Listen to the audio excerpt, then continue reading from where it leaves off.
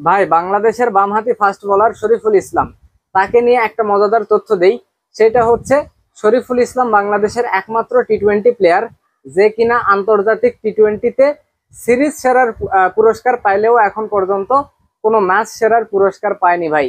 2023 সালে নিউজিল্যান্ডের বিপক্ষে একটা টি-20 সিরিজ হয়।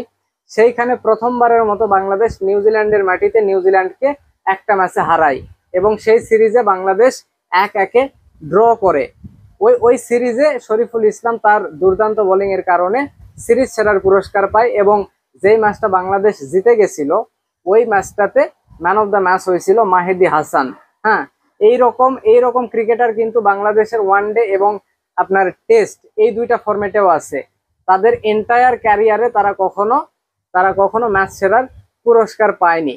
হ্যাঁ, তো টি-20 ক্রিকেটে এই লিস্ট একটু বড়।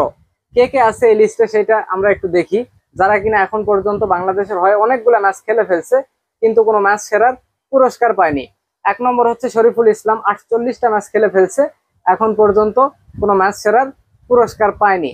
2 নম্বরে আছে নুরুল হাসান সোহান, যে কিনা 46টা ম্যাচ খেলে ফেলছে বাংলাদেশের হয়ে, তাও এখন পর্যন্ত একটা ম্যাচ সেরার পুরস্কার পায়নি। 3 নম্বরে আছে মোহাম্মদ সাইফুদ্দিন, সে 40টা ম্যাচ খেলছে, এখন পর্যন্ত একটা ম্যাচেও ম্যান অফ দ্য ম্যাচ হইতে পারেনি। তারপরে 4র্থ নম্বরে আছে নাইম শেখ, 36টা ম্যাচে সে অংশগ্রহণ করছে, 36টা ম্যাচ খেলেও একটা ম্যাচে সে ম্যান অফ দ্য ম্যাচ হইতে পারেনি ভাই। তারপরে আপনার আছে রুবেল হোসেন, 5 নম্বরে 28টা ম্যাচ সে খেলছে বাংলাদেশের হয়ে টি-20 ক্রিকেটে, এখন এখন পর্যন্ত একটা ম্যাচেও ম্যান অফ দ্য ম্যাচ হইতে পারেনি। এখন পর্যন্ত বললে ভুল হবে, সে তো খেলা আসলে ছেড়ে দিছে। এই লিস্টের 6 নম্বরে আরেকজন আছে, সেটা তানজিদ হাসান তামিম, সে এখন পর্যন্ত 27টা ম্যাচ খেলে ফেলছে, এখনো একটা ম্যাচেও ম্যান অফ দ্য ম্যাচ হইতে পারেনি।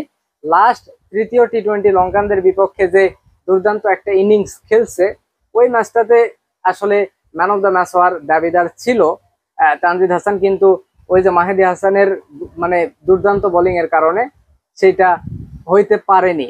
হ্যাঁ, তো এই যে শরীফুল ইসলাম তার আইডল কিন্তু মুস্তাফিজুর রহমান আহ, তার আইডল, সেও মুস্তাফিজুর রহমান ও বামাতি বলার, তাকে দেখেই কিন্তু আসলে মানে উৎসাহটা শরীফুল ইসলাম পায়।